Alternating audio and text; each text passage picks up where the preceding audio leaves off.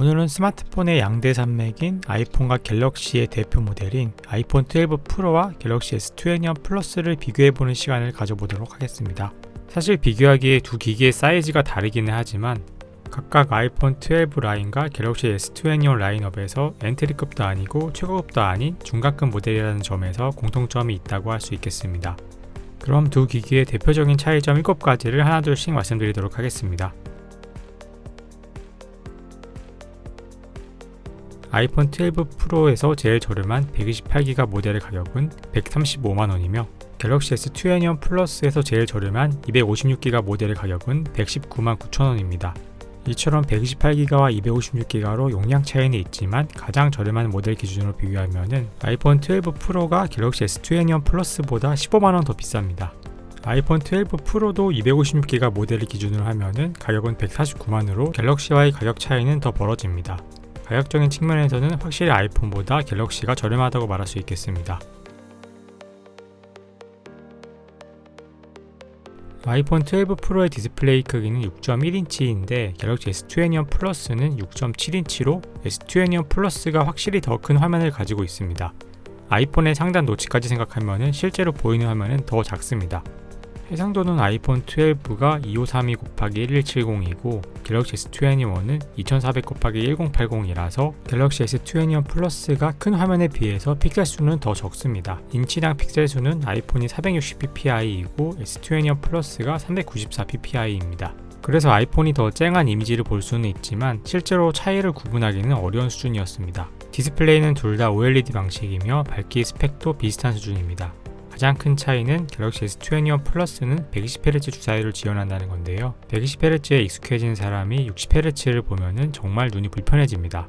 그만큼 120Hz 화면이 주는 만족감이 상당히 큽니다. 아이폰 12 프로도 당초 120Hz 프로모션 디스플레이가 탑재될 것으로 알려졌었지만은 출시 직전에 배터리 사용시간 문제로 보류되었다고 하는데요. 어쨌든 이 고주사율 디스플레이에서는 갤럭시 S21 플러스가 확실한 우위에 선다고 말할 수 있겠습니다.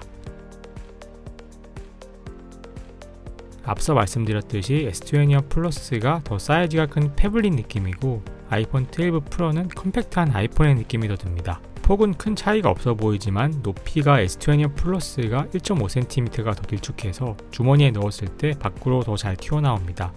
아이폰 12 프로는 주머니에 넣어도 크게 부담이 없고 남자 손이라면 한 손으로 컨트롤하는 것도 가능합니다. 하지만 S21 플러스는 손이 큰 사람도 한 손으로 컨트롤하기는 다소 무리가 있습니다. 아이폰 12 프로의 무게는 187g이며 S21 플러스는 200g으로 S21 플러스가 13g 더 무겁습니다만 무게 차이가 많이 체감되지는 않고 오히려 아이폰 12 프로가 부피 대비 무거워서 케이스에 따라서 더 묵직하게 느껴지기도 했습니다. 아이폰은 유리 소재를 사용하여서 고급스럽고 단단한 느낌이며 S21 플러스도 S21의 글라스틱이 아닌 유리 소재를 사용했는데 이 소재가 아이폰의 유리랑 다르게 실제로 보면 약간 얇고 통통 튀는 느낌입니다. 촉감과 고급감은 아이폰의 승리이지만 어차피 대부분 사자마자 케이스를 씌울 거 생각하면 크게 신경 쓰지 않아도 될 부분일 것 같습니다. 아이폰은 A14 바이오닉 칩을 탑재하였고 S21 플러스는 엑시노스 2100을 탑재하였습니다. 두 개를 비교하는 AP 성능 비교에서는 아이폰 12 프로의 A14 바이오닉 칩이 훨씬 앞섭니다. 그만큼 애플의 프로세서 개발 능력이 뛰어나다고 할 수 있어요. 사실 한 세대 정도는 애플이 안드로이드 진영을 앞서고 있다고 볼 수 있습니다. 배틀그라운드를 실행하고 로딩 시간을 비교해 보았어요. 아이폰이 조금 더 빠르게 로딩이 끝났습니다. 램은 아이폰 12가 6기가인데 비해 S21 플러스가 8기가로 조금 앞섭니다만 실제로는 최적화 정도의 차이도 중요하기 때문에 멀티태스킹에서는 아이폰도 그다지 부족함이 없게 느껴졌습니다. 4800mAh의 갤럭시 S21 플러스와 2815mAh의 아이폰 12 프로는 배터리 용량 수치상으로 꽤 많은 차이가 납니다. 아이폰 12 프로의 배터리는 오히려 아이폰 11보다 작아졌지만 A14 바이오닉 칩의 효율이 좋아져서 사용시간은 늘었습니다. 갤럭시 S21 플러스는 4800mAh로 압도적으로 많은 용량을 갖지만 실제 사용시간은 아이폰 12 프로와 수치만큼 큰 차이는 없습니다. 이는 갤럭시 S21 플러스가 지원하는 120Hz 고주사율의 탓도 있을 것 같습니다. 60Hz보다 120Hz를 쓸 때 화면이 2배 더 깜빡이기 때문에 당연히 배터리 소모가 더 많을 수밖에 없습니다. 종합적인 실사용에서는 갤럭시 S22 플러스가 아이폰 12 프로보다 확실히 더 오래가는 배터리 시간을 보여주었습니다. 아이폰과 갤럭시 둘 다 후면 카메라는 3개의 렌즈를 탑재하여 광각, 기본, 망원 렌즈의 트리플 렌즈로 구성되었습니다. 아이폰 12 프로의 후면 카메라 3개는 모두 1200만 화소로 구성되었고 기본 렌즈는 f1.6, 광각은 f2.0, 망원은 f2.4의 조리개를 가지고 있습니다. 아이폰은 전반적으로 카메라의 조리개 값이 낮지만 대신 기본 센서의 크기가 2.55분의 1인치로 좀 작은 편입니다. 갤럭시 S22 플러스도 기본과 광각은 1200만 화소이고 망원만 6400만 화소를 가지고 있습니다.